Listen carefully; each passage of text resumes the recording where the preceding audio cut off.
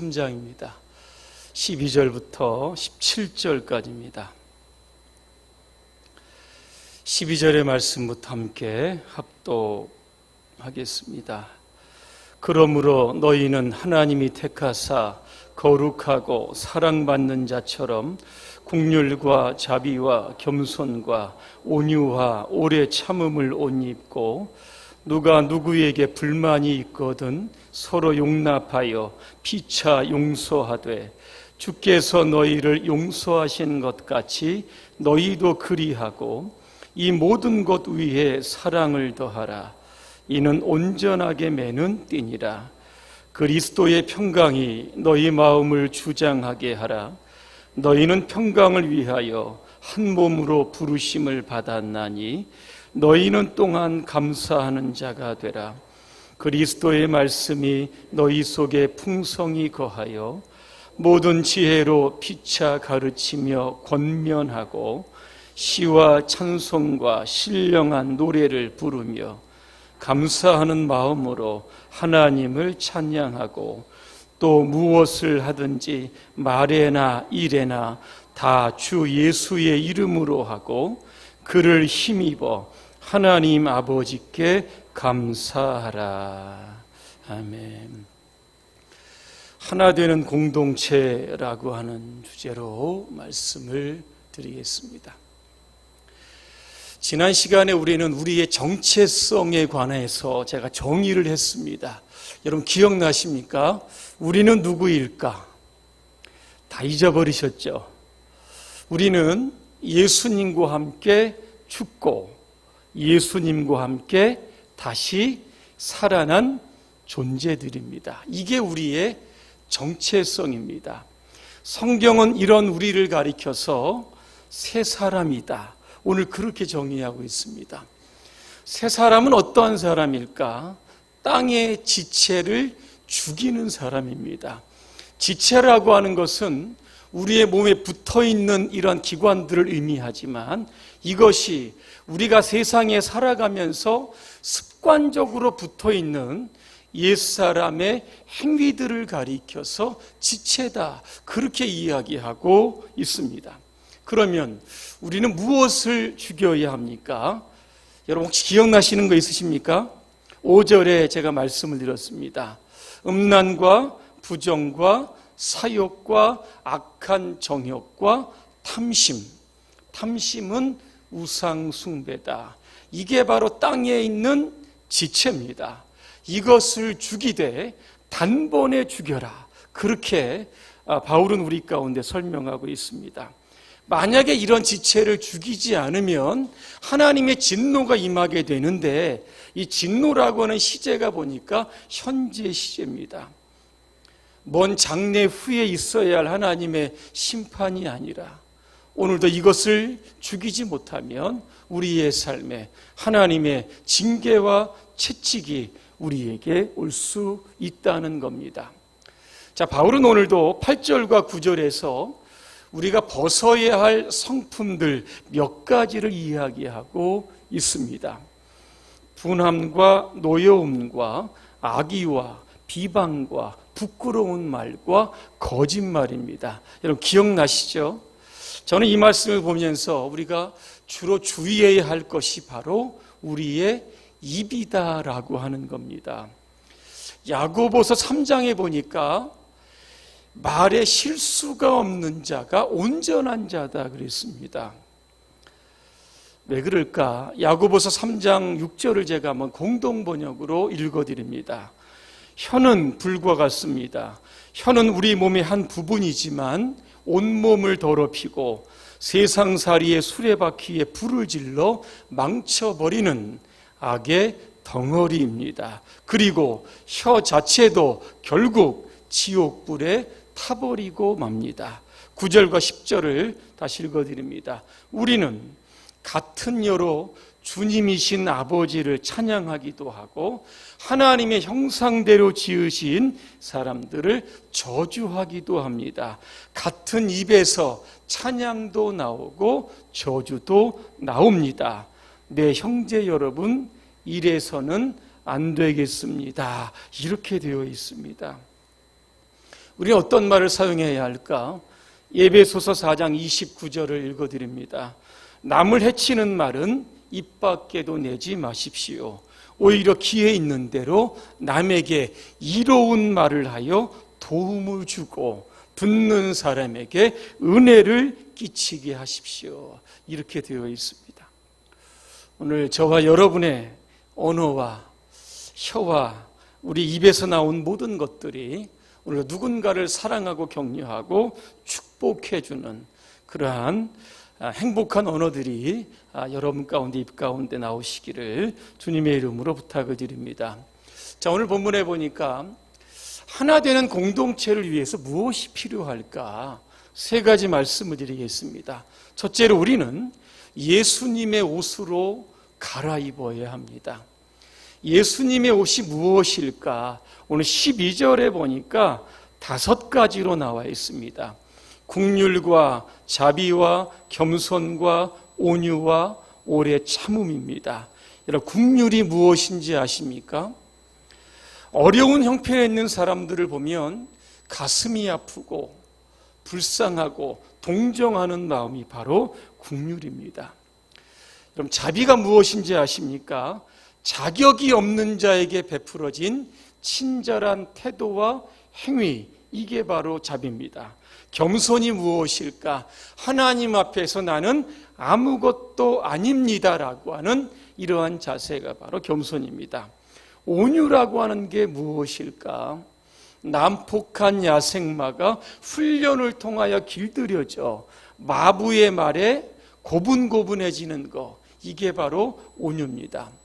마지막으로 오래 참음이 무엇일까? 나에게 잘못한 사람에게 성급하게 보복하지 않는 자기 억제를 가리켜서 오래 참음이다, 그렇게 설명을 합니다. 여러분은 지금 어떤 옷을 입고 계십니까? 의복 치료 효과라고 하는 말이 있습니다. 마음에 병이 든 사람이 있습니다. 이런 분들은 주로 옷을 대충 입습니다. 그리고 옷 색깔, 컬러를 보면 주로 검은색이나 칙칙한 옷을 입게 됩니다. 자, 이런 마음의 병을 어떻게 고칠 수 있을까? 밝은 옷을 입히는 겁니다. 그러면 그 마음의 질병이 치료가 된다. 이게 바로 의복 효과입니다. C.S. 루이스 여러분 아실 겁니다. 기독교 작가인데 이분이 그 순전한 기독교라고 하는 책에서 이런 이야기를 합니다. 가장하라. 여러분, 가장이 무엇입니까? 그런 척하면 그렇게 된다는 겁니다. 못생긴 사람이 있었습니다. 그래서 이 사람이 잘생긴 가면을 쓰고 다녔습니다. 잘생긴 가면을 쓰고 다니면서 잘생긴 척 했습니다. 그렇게 해서 10년을 썼습니다. 나중에 가면을 벗었을 때 진짜 잘생긴 사람처럼 변했습니다. 왜 그런지 아십니까? 자신을 대하는 태도와 상대방을 대하는 태도가 이게 10년 동안 바뀌었기 때문에 얼굴의 형태가 바뀌어졌다는 겁니다. 그래서 가장하라. 그러면 그렇게 된다는 겁니다. 여러분, 사람이 변합니까? 변합니까? 안 변합니까? 네? 변합니까? 잘 안 변하는 것 같습니다. 자, 그런데 어떻게 하면 잘 변화시킬 수 있을까? 이 원리를 한번 도입하자는 겁니다. 우리의 삶에 진짜 변화를 위한 초기 단계로서 우리가 마치 변화된 사람처럼 그렇게 행동하자는 겁니다. 예를 들어 겸손한 척, 이번 한 주간 여러분 해보시기를 바랍니다. 그러면 다음 수요일쯤 되면 진짜 겸손한 사람이 되는 겁니다. 오늘부터 성격이 급하신 분들은 좀 힘들겠지만 오래 참는 척 오늘부터 한번 해보시기를 바랍니다. 그러면 그렇게 되는 겁니다. 여러분, 억지로 웃는 사람이 있습니다. 근데 뇌는요, 그게 진짜 억지로 웃는 건지 기뻐서 웃는 건지 분간을 못한다고 합니다. 그래서 억지로 웃어도 진짜 웃는 것처럼 똑같은 호르몬이 이게 나온다는 겁니다. 그러면 어떻게 됩니까? 항상 기뻐하는 사람이 되는 겁니다. 그러면 오늘부터 여러분, 날씨가 덥고 남편이 조금 속을 썩여도 한번 억지로라도 한번 웃어보시기를 바랍니다. 그러면 여러분의 얼굴이 스데반의 얼굴처럼 천사의 얼굴이 될 줄로 믿습니다. 하나 되는 공동체, 우리가 교회 안에서 그렇게 한번 해보자라고 하는 겁니다. 예수님의 옷을 입고 예수님처럼 한번 살아보게 되면 우리는 진짜 예수님이 되는 겁니다. 우리는 함께 이러한 공동체를 만들어가야 되는 겁니다. 두 번째는 서로 용납하고 피차 용서하는 공동체가 되어야 합니다. 오늘 성경에 보니까 불만이라고 하는 단어가 있습니다. 이게 예전 성경에는 혐의라고 되어 있습니다. 누구에게 혐의가 있거든, 누구에게 불만이 생기거든 그랬습니다. 불만이 뭡니까? 아주 중요하지 않은 사소한 문제를 가지고 서로가 그렇게 원망하고 불평하는 게 이게 불만이라고 하는 겁니다. 교회가 불만으로 충만하니까 사람들이 나뉘면서 교회가 분열하기를 시작한 겁니다. 이때 바울은 어떠한 처방을 주냐면 예수님께서 너희를 용서하신 것을 생각해 보라고 이야기합니다. 왜 예수님께서 매를 맞고 십자가에서 물과 피를 다 쏟으시면서 죽으셨는지, 왜 죽으셨는지 그 이유를 한번 생각해 보라는 겁니다. 마태복음 18장에 보니까 1만 달란트와 100데나리온, 이 달란트 비유가 나옵니다. 어떤 사람이 임금에게 1만 달란트를 빌립니다. 얼마인지 아십니까? 3조 원 된다고 합니다. 3조 원. 빌리기도 엄청 빌렸습니다. 그죠?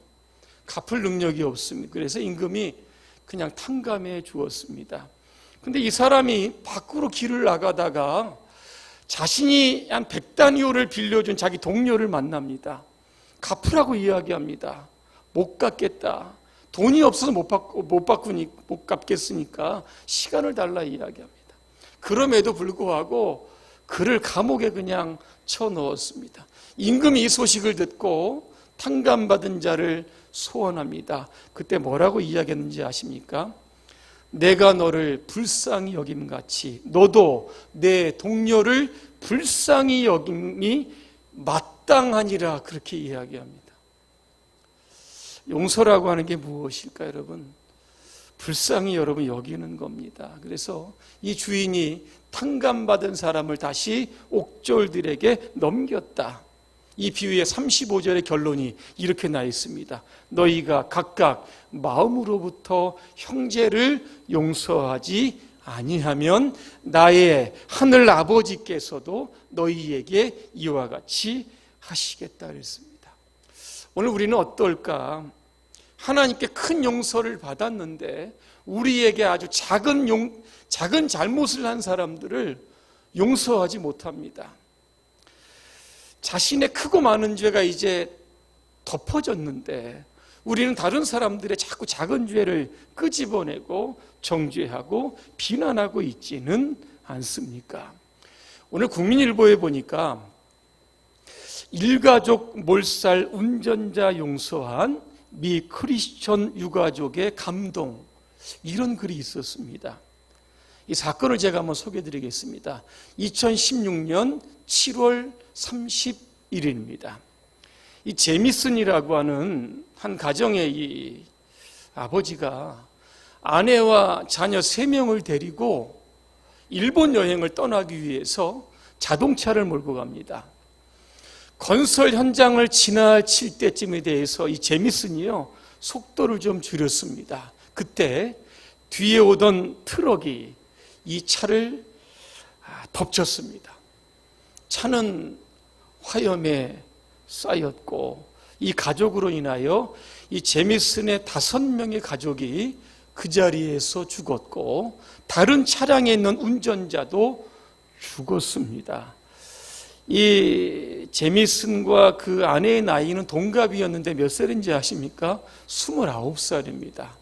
3명의 딸이 있는데 큰애가 3살, 둘째가 23개월, 셋째가 2개월이었습니다. 한번 검색을 해보시면 이렇게 가족 사진을 이렇게 찍고 있는 그런 모습이, 그 사진 여러분 아마 보실 겁니다.